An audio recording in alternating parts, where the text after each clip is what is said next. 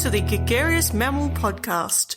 You're joining Chris and Cate from sunny Berlin, cold but sunny, here to talk about all things tech. And what are we going to talk about today in particular, Chris? We are going to talk about the major stress fest that is Mobile World Congress. And it also has some phones and stuff like that, apparently. Phones, yes, I have seen some rather odd phones over the last week. Maybe I'll do a quick, description for our listeners. But yeah, we attended Mobile World Congress in, of course, sunny Barcelona, which was so sunny. Not so sunny. Yeah, it was so sunny, listeners, that it was actually snowing. So the sun sangria was a little bit lacking. It was a bit more winter woolies and lots of red wine. But we attended, I guess, in effect, 3 events in one. It's one of those massive conferences across the Gran Fira, which is a venue of over 8 massive football stadium-sized halls with travelators in between. So if you were at the wrong entrance, for example, to get to the other one could take you half an hour. But there is the Mobile World Congress, which is like the big beast. There is 4 years from now, which is a complementary or coinciding startup conference, which featured this year, I believe, 600 startups.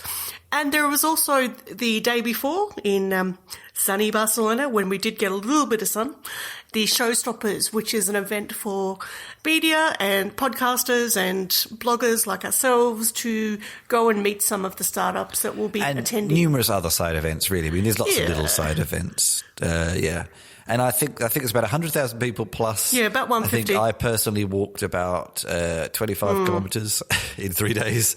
Yes, it's walked off all the toppers. I would say to someone who's never been, it's an event that's as much about stamina as it is about substance. Of course, Mobile World Congress, you can think of mobile phones, which was probably its genesis. And, there are halls and halls of phones where the biggest announcement... We'll cover a little bit of later. We don't tend to talk about that stuff that much. And we've got quite a bit to cover.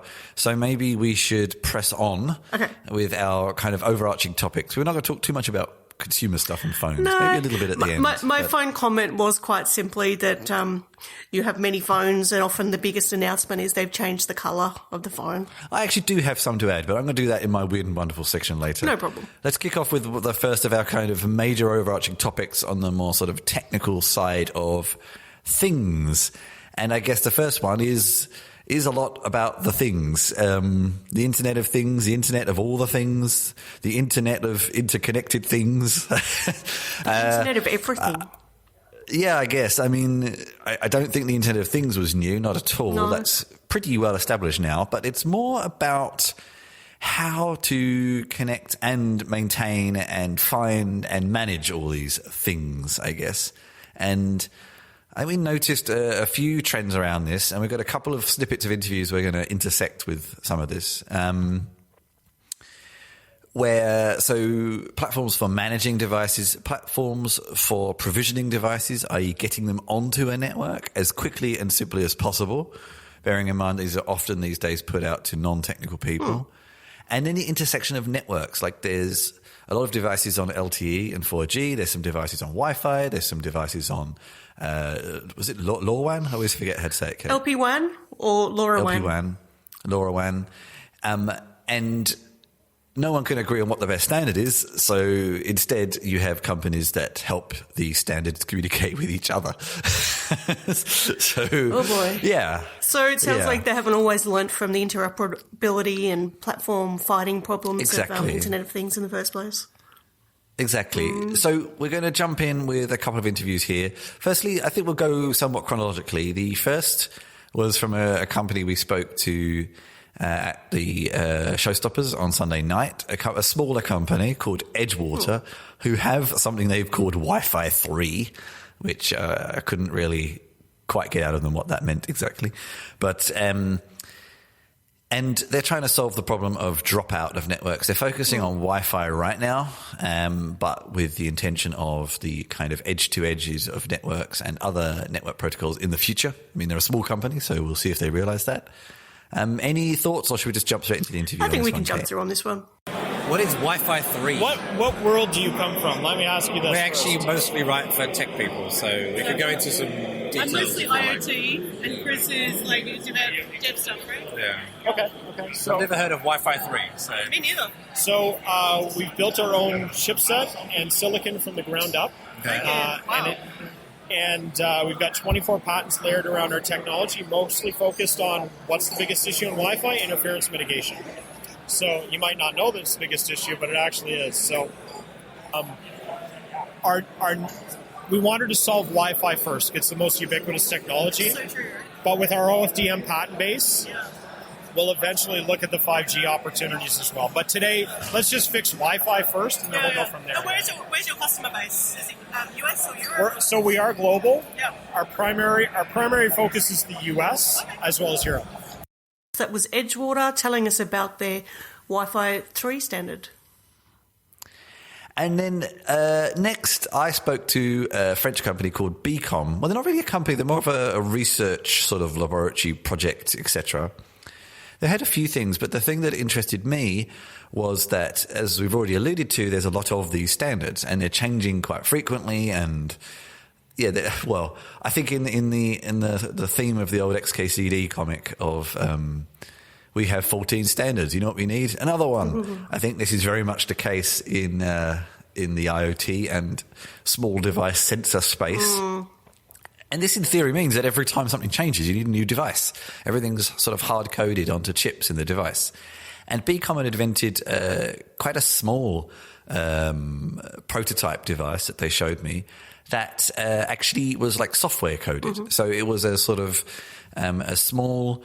I can't think of the right words. It'll come up in the interview that instead of you having to pull in and out every time you change the protocol you're using, you could actually kind of soft code the chips on it to new standards, which was quite interesting. And it's also good for sustainability and things like that. Sounds very useful. Yeah, this is a quick snippet of an interview with Becom.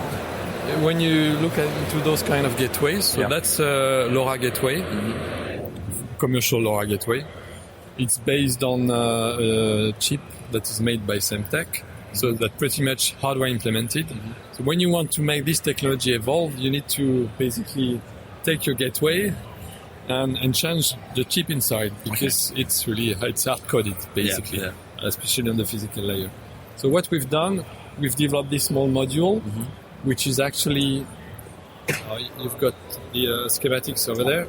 A photo is much more interesting. Yeah, I agree with you. And that's a software-defined radio module, and which is pretty compact.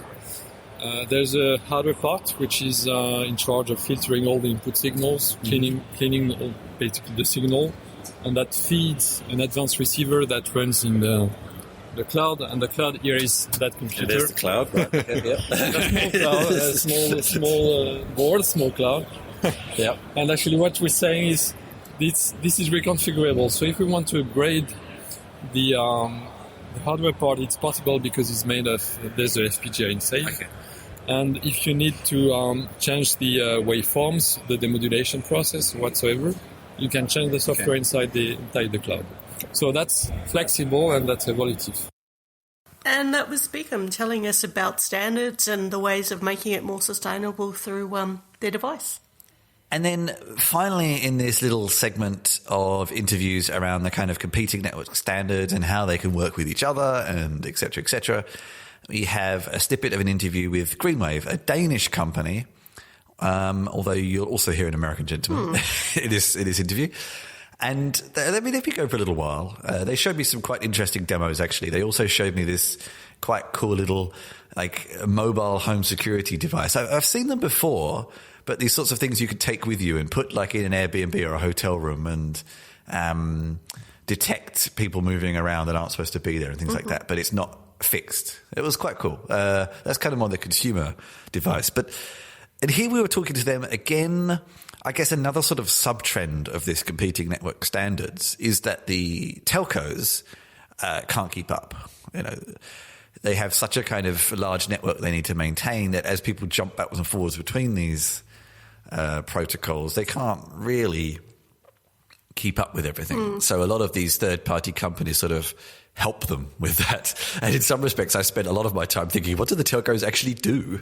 It seems they outsource so much work to other companies. Yeah, I was just thinking, it sounds like they're making new jobs for by creating problems that maybe shouldn't have been there in the first place or something. I'm not sure about that, but I think they're just so large that yeah, true. I don't know. But I mean, this is nothing new. Having consultants to fill in gaps for large companies is nothing new. I mean, startups think the whole kind of modern wave of startups think it's a new concept, but it really isn't. I mean, consultants have been there forever. Anyway, we digress. But what Greenwave have done recently is they sort of created their own, or they took over their own little telco, so they could have a telco license. So they could help other telcos kind of onboard and provision devices much quicker through their management platform. Yeah, I mean, we spoke about quite a lot in this interview, and I've pulled out a particular segment here, but hopefully this will illustrate quite what they're up to in helping the telcos keep up with all these changes. Another thing we also identified is that a traditional IoT use case today is a gateway with some devices connected to it, and that gateway then typically connect to a router. In many of our use cases, it's combined, but it's still, to some extent, a relatively technical setup where there is things that can go wrong. If you have an industrial use case, depending on Wi-Fi, for example, what happens when the routers change, etc., etc. So the fascinating thing about devices connected to the mobile network is obviously that there you have a direct communication to the endpoint. You don't need any bridges, gateways, and such to get to that device. Key problem were then that as these devices got cheaper and are getting cheaper and cheaper, it's so damn important that the cost of keeping them alive is super low. Because if you have a $10 device, it doesn't make sense. It costs $20 a year to keep it alive. It is efficient to a great extent. What we then also have announced at this fair is that we see a combination of mobile network and LoRa as being a way to fill out the holes in the map, and also to do something which mobile is not necessarily super good at, that is penetrating buildings. So by taking a LoRa core and adding it into our ecosystem and adding it to our billing engine and all that stuff and device management engine, means that you as a user don't need really to take a decision whether to go one or the other. And that was Greenwave telling us about their new way of supporting and solving the problems experienced by telcos. And actually, I told a lie. There was actually one final interview in this segment that I forgot to add to the show notes. And this was, because I did add it to the show notes, I can't entirely remember what the name was. P-O-L-T-E, I think, something like that. Positioning over LTE. And this was actually also quite interesting. It was, again, a fairly long interview, and I've just pulled out a couple of salient points to highlight what they're doing. And this was, so Cate, imagine if you attach a sensor to, imagine you contract a bunch of people to go and implant sensors in trains, on cars, all around a smart city, for example. What do you think one of the biggest issues might be with having all these sensors? Making sure they're working reliably, making sure the data is being not only collected but analysed and being used in a useful way, making sure the sensors aren't being damaged. Sure. I would also add to that list knowing where the sensor was, maybe? Well, I would assume there'd be some mapping of the sensors. Yeah, this is what I assumed as well, but apparently not. Oh, so this is the interesting weird. thing. Apparently actually knowing where a sensor is, I mean, especially in its first stage, when it's first turned on, is not as easy as it may sound. And things do move around. Yeah, of course. Not everything in a city moves around, but some things do. So knowing where it is. And this was an interesting interview because I guess a lot of people would think that you'd use GPS. Yeah. But GPS is actually very battery intensive. I was thinking beacons, And these are perhaps. devices that have... Sorry, say that again? I was even thinking beacons, perhaps. Well... Given these are things that are moving around. But this is kind of connecting to that, I Yeah, suppose. no, you're right. I'm not sure. Actually, it would To work be honest with you, I'm for not even sure if beacons are sort of almost yesterday's news now. I don't know. I still have a soft It's hard spot to for say. beacons. I think it's hard to say because sometimes people use different words for the same things and the same use case, Mm-hmm. you know. But yeah, GPS is incredibly battery intensive. So it's not, whilst it's a very accessible way of locating an object, it requires an extra chip, it requires extra battery, and these are very tiny devices. So POLT, the company and kind of their own proprietary protocol, is a way they're actually using the LTE standard to get the location of a device. And it's it's very efficient, it's very fast, and it's quite accurate. And so here's a quick snippet of my conversations with them. And then what we're realizing is that they would like to have the ability to locate these things for several reasons. One is they may not be provisioned where they thought they actually provisioned them, because they often outsource the provisioning of these things to contractors who aren't always as reliable about putting in the exact lat long of where they actually installed the thing.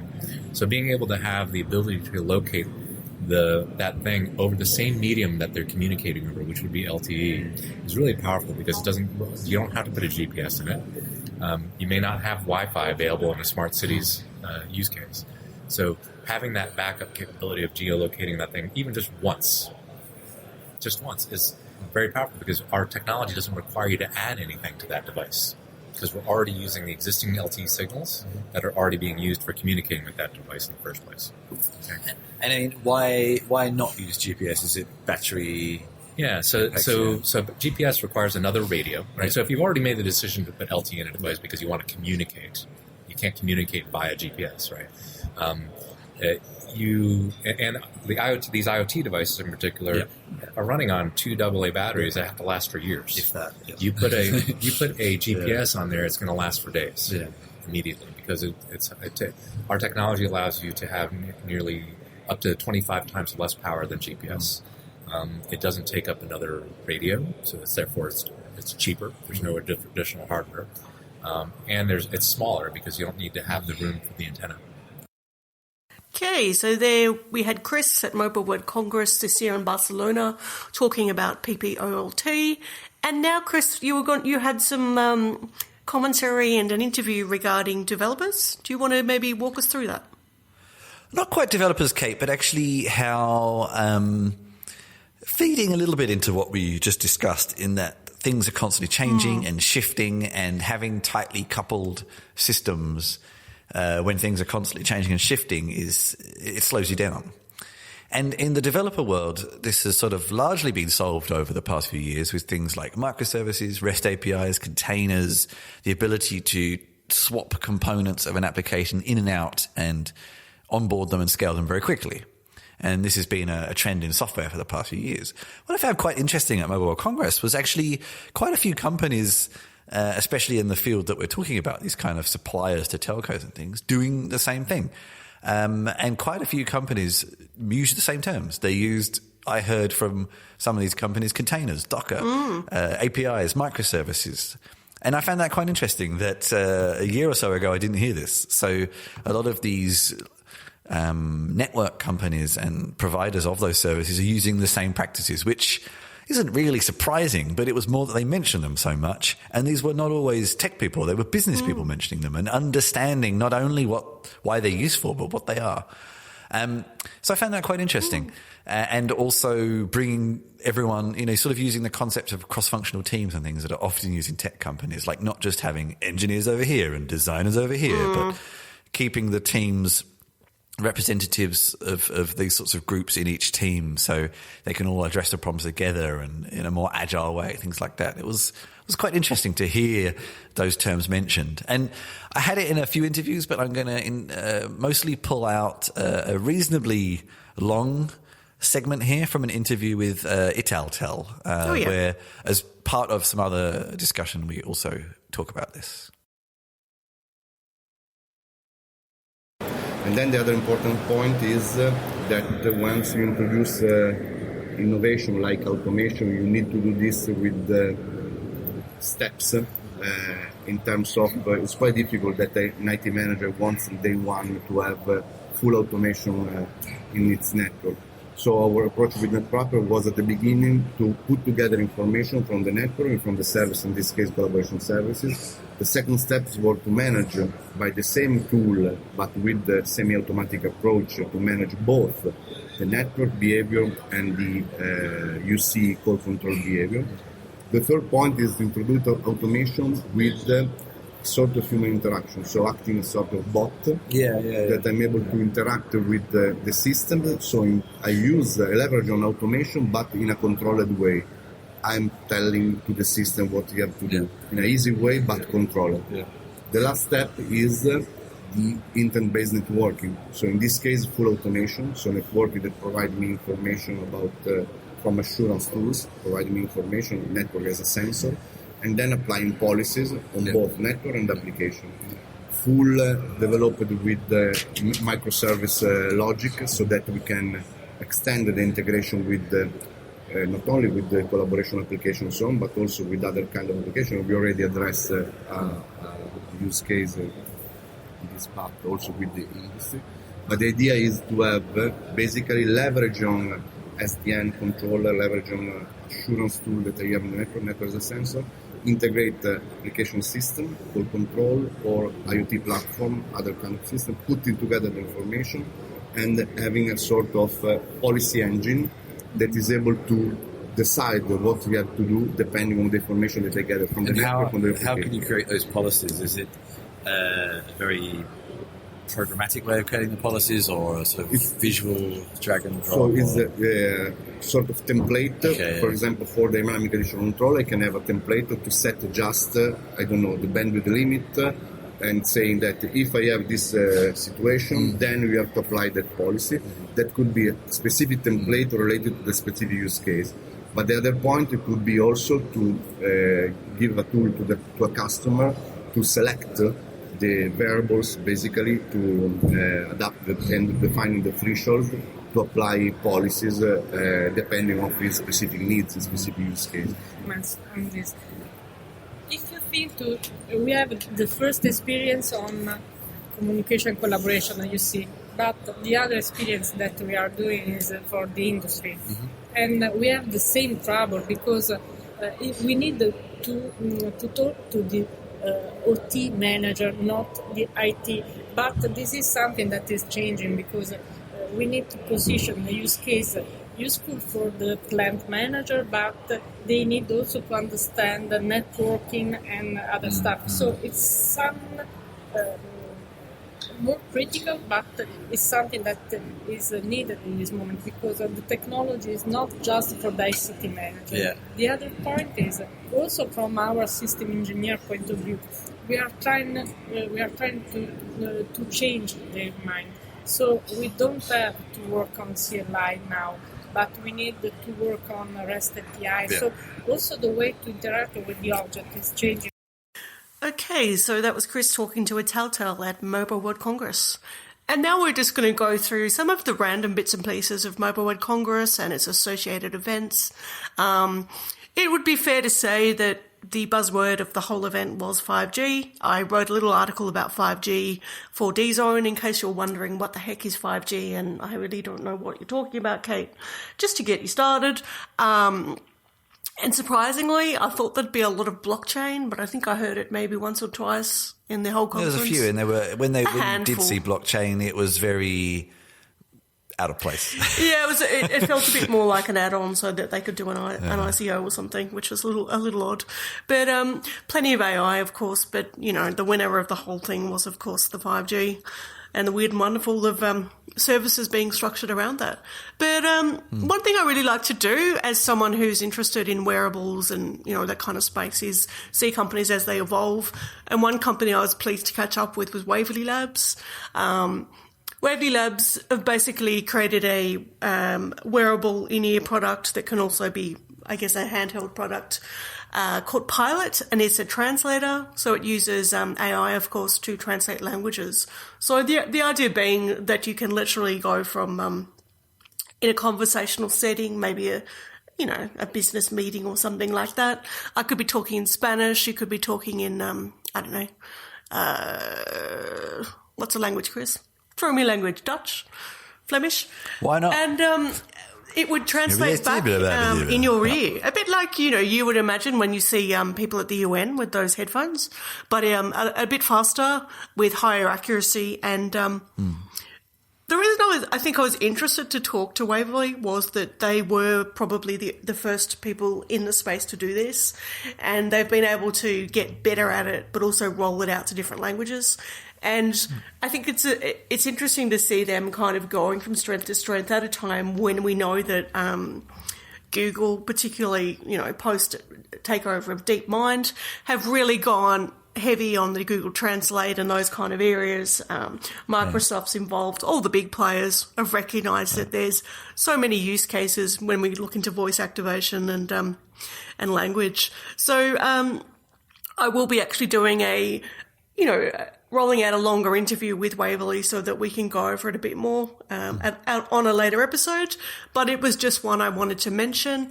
But we have a quick snippet. Yeah, here. We'll just do a little snippet to give you a bit of a feel. It was a fairly convivial event. And actually, the bit that interested me most with Waverley, I mean, it's sort of we're finally getting the babblefish from Hitchhiker's Guide to the Galaxy, but. And also in Star Trek and things like that. But actually that they offline a lot the translations, which is super useful. I get a bit sick of everything always being reliant on an internet connection. Yeah, and I might add it also transcribes as well, which is a huge bonus for anyone dealing with a business meeting or journalism or anything like that. So the wins are, are substantial in this area. So great. This is Waverley from the Showstoppers evening. A use case that a lot of our users is that they have a relative or maybe a mother-in-law that doesn't speak the same language as them, and they've never had so many times. Right, they haven't had like a real conversation. Yeah, I'm Australian. Chris is English Australian. So, yeah, and we've been married nearly 10 years without understanding each other half the time. Yeah, English is weird compared to Australian English, and then you have American English, which is also weird. But, right, which is actually a good point that we actually have about dialects. Yeah, we have. So when it comes to English, we do have Australian. Because they're different. Yeah, because if you're going to say on your bike, I'm just like, oh, do you want me to get on my bike? Or like, on my Ahavo? I don't know, Yeah. The hood, is it your own translation engine? So when it comes to the ASR and machine translation, we do have our own. We have our own engine and cache that we are using, but if we're not confident in it, we also have connections to other APIs. Specifically, when it comes to there are some languages that are very difficult that other people are doing, and so that's what we really say who that is, or is it various? I mean, I think it's various. I think you can guess. What was harder, the hardware side or the software side, in terms of actually making a translation engine? And do you think you'll ever be able to make one that works without a phone? So it's actually great questions. I think that the software side is more innovative in a lot of ways, right? We're talking about doing some, proprietary algorithmic design, right? And on the hardware side, it's not that it's not hard, and I love hardware. But I mean, a lot of the software that we're doing is they're DSP protocols, meaning that we're doing making sure that the noise coming in, the active cancellation is right, and the chip design was hard because it's so small, but they were known problems, And so I think I would say that there is a lot more challenge, a lot more growth on the software side, And then part of what we're even doing now, which I think we're open and released about this, is that we have been looking at the most common translations for language pairs, as we call it, right? English to French, French to German. And we by caching this and knowing this, we are creating, enough of a database that we can say, okay, how large is this database, and, accurate, and so that we can have this offline completely, right? All right, that was Cate and I speaking to Waverley about what's the actual name of the product, Cate? It's called Pilot Translator. Pilot Translator, Okay. I'm going to throw in again another little trend here for my next one. No specific examples to mention, but the past couple of years at pretty much every tech show has been the Alexa everywhere. And I'm sorry if I just set that off. But actually, this year at Mobile World Congress was really the time for Google Assistant to shine. It was. I saw a lot of Google Assistant, far more than the Amazon alternative. And the Apple alternative was nowhere to be seen, of course. Well, no, it was seen in a few places, but it wasn't really working. This was interesting because Google had their own Android presence, which got rather washed out because of the weather. But they had Google Assistant representatives at lots of other phone vendors' stalls. Booths. Sounds like they just got a few phones on a trestle table. Talking about what people could do with Assistant and things like that. So they've done a lot of partnerships to get their spread as wide as possible. And this is interesting, of course, because whilst the Amazon option means that someone has to go out and buy a device or has to actively install it on their phone, Google and Google Assistant is on any new version of Android. That's right. So it's pre-installed. So there's no barrier to entry. It's already there. So actually it's kind of like Google doing a very clever move of letting Amazon do all the groundwork of getting people used to smart assistants and then jumping in and saying, thanks guys, we'll take over now. so it's actually a really good comment because I know the last couple of rounds of shows, if we look at IFA in Germany, we look at CES, the claim has been that it's all been Alexa. So I think your statement that they, let Alexa shine in the spotlight or in the sun for the early dawn and then have jumped in with their own solutions is pretty spot on. Do you have any of your other small things you want to chuck in, Kate? Or just a quick one. I've been quite interested in what Nokia has been doing. And some corresponding companies like Neuron, which I'll probably try and go into in a little bit more detail in another interview.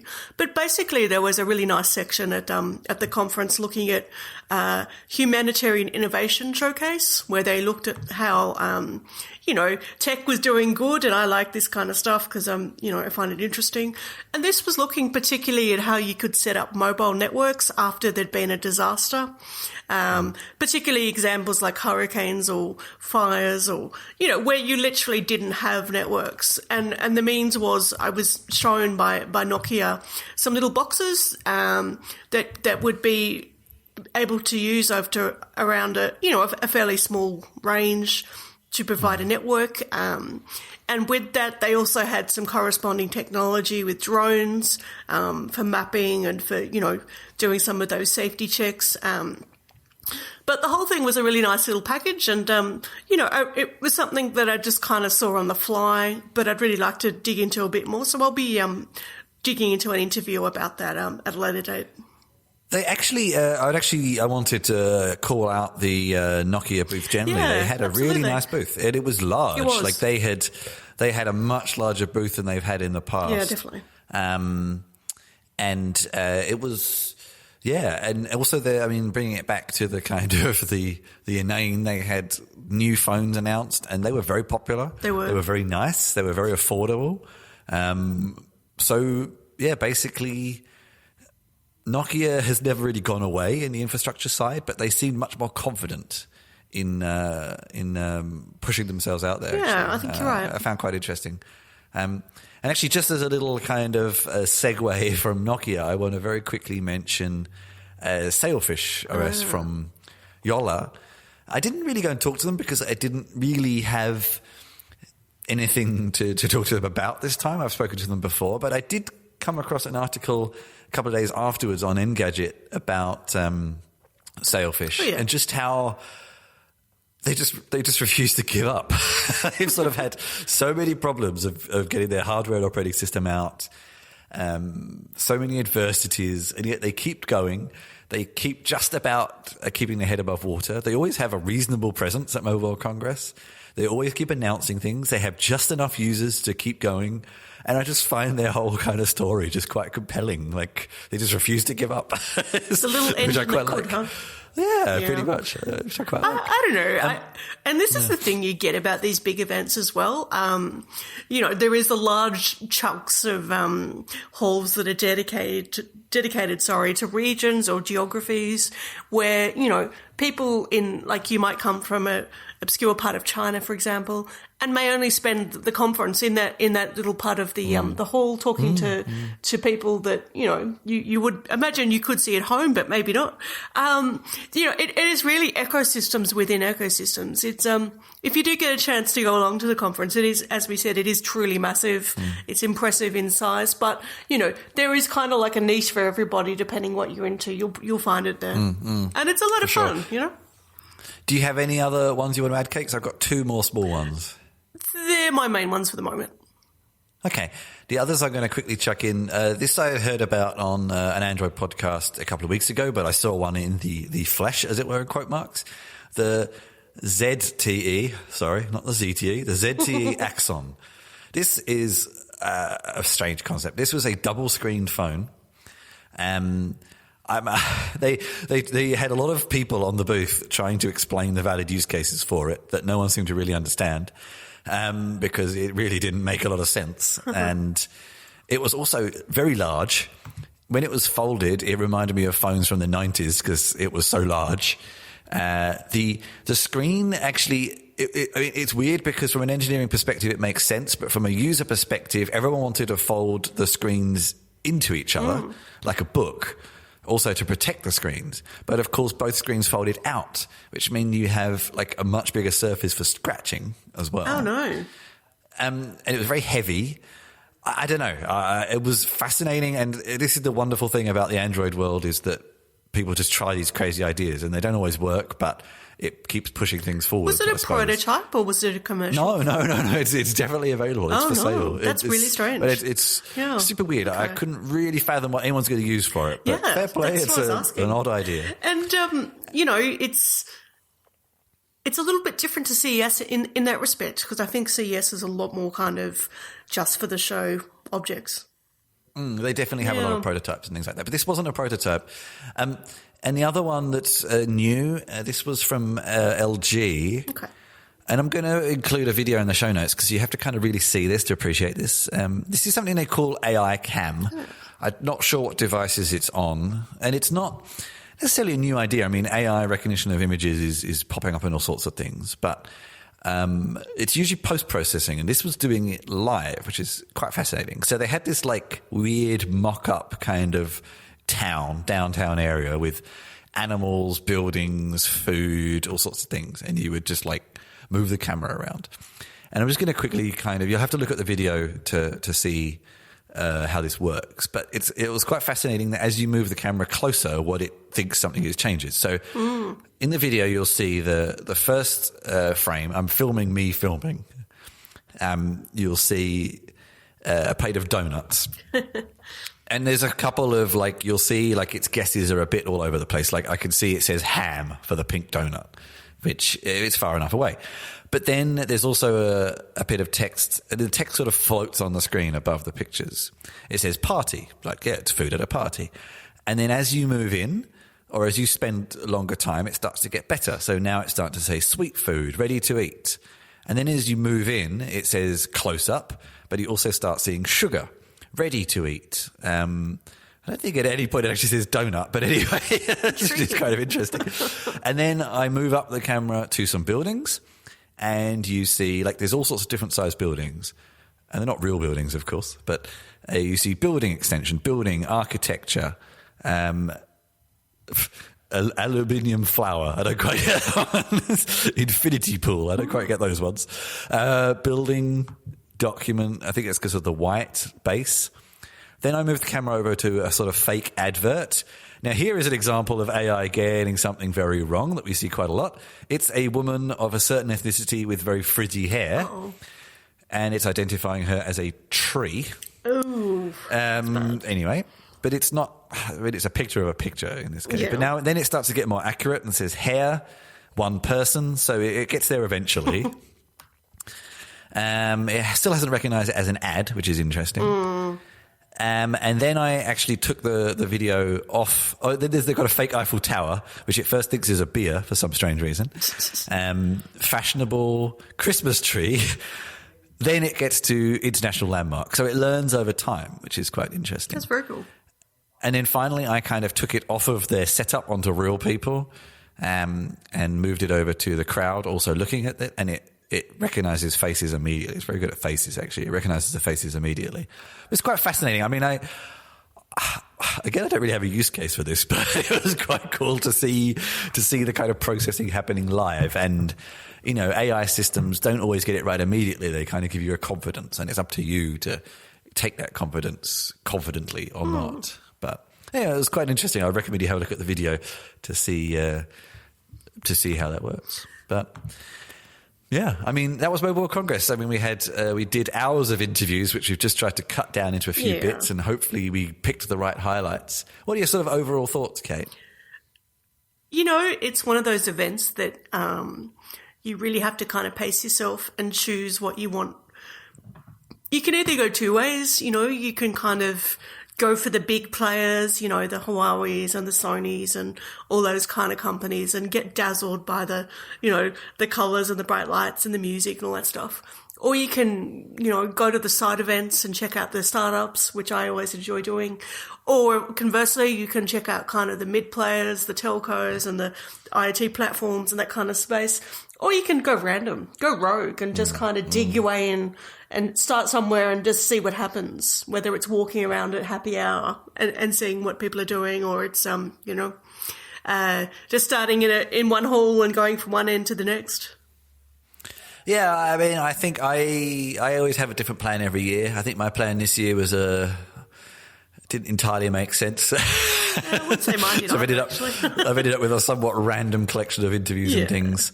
And we will definitely be going into more detail. Like we've only mentioned a fraction of the people we spoke to at the various events we went to. We're going to go into more detail of some of the ones that we want to go into more detail of. We just wanted to bring out some little trends that we came across. Yeah. Yeah, I would say there was nothing that blew me away this year. Not at all. There was lots of consolidation and collaboration, which actually I consider a good thing. So in my mind, it was a good Congress. It was companies figuring out how to make things work with each other and stuff like that, which I actually am fairly positive about. Now, Cate, before we wrap up, there's one thing we forgot to do. And I think I'm going to spring this on you slightly, but we are going to do the annual Mobile World Congress Booth Babe Hall of Shame. And in this particular year, it was a bit better, but there were still some pretty bad ones. And this year we are going to call out, in particular, a company I've never heard of, Cellular Line. Never heard of them either. Yep, but we are going to call them out for the Booth Babe of Shame. It is 2018, people. You really do not need to dress up women in ridiculous clothing to bring people to your booths. Could not agree more. And this one was spectacularly bad. They gave them low-cut dresses, high-cut dresses in the places where you can imagine, ridiculous shoes. Yeah. So, and so these weren't just telco workers who happened to like to wear a clubbing dress. They were actually employed exactly with some idea that they would, be unable to provide expert commentary on the products, but somehow men had come and talked to them. Exactly. Yeah. So Cellular Line, shame on you. It's 2018. Shame on you. If you're going to dress up women like objects, then dress up your men like objects too. Or even better, just let people dress how they want. But anyway. In terms of dressing up or dressing down or what have you, I did notice that 4 years from now, a number of stalls dressing up as a way to attract people in costumes and things. And I'd be curious to see what the listeners think about this kind of thing. Especially smaller companies, yeah. Yeah, sometimes it looks a bit tacky to me, especially at 4 years from now. I saw that quite a bit. Maybe if it's a children's toy or something, but these won't. Well, none of them were. None of them were. It's slightly odd. I don't know. So yeah, that was Mobile World Congress for another year. It's always hard to really know what to say about it because you have so much you can say. Yeah. But that's what we said. And I'd say we both are publishing articles on it over the next few weeks, possibly months if it takes us a bit longer. Time as this. We will link to these on our Facebook page and Twitter and all the other social medias that we inhabit, as well as have them on D-Zone, of course. So, yeah, we won't really do anything else this episode about what we've been up to and what's coming up. We'll just leave it dedicated to Mobile World Congress. We will. You can check gregariousmobile.com for any more details on that. If you've enjoyed the show, you can find us at gregariousmobile.com/podcast for previous episodes and show notes. And we're also going to be switching the podcast to using Anchor FM soon instead of SoundCloud. So you might start finding the podcast in a few new outlets, which is good. But in the meantime, wherever you do listen to us, please rate, please share. And even better than that, if you love what we do, you can go to gregariousmammal.com/support to make a donation or buy some merchandise or sign our now pretty much weekly mailing list. And we do have capacity. If you are someone in tech with an opinion, maybe you're a startup, maybe you're a business, maybe you're just a person who, like to think about things and would like to have something to say on the show, please contact us. We're happy to take your email or your call and see what we can do. Indeed. So how can the good listeners stay in touch with you, Cate? They can contact me on my website, catelawrence.com. That's Kate with a C, Lawrence with a W. Conversely, on the Twitter, which is at Kate_Lawrence, and that's Kate with a C, Lawrence with a W. And I am at chrischinchilla.com or at chrischinch on Twitter.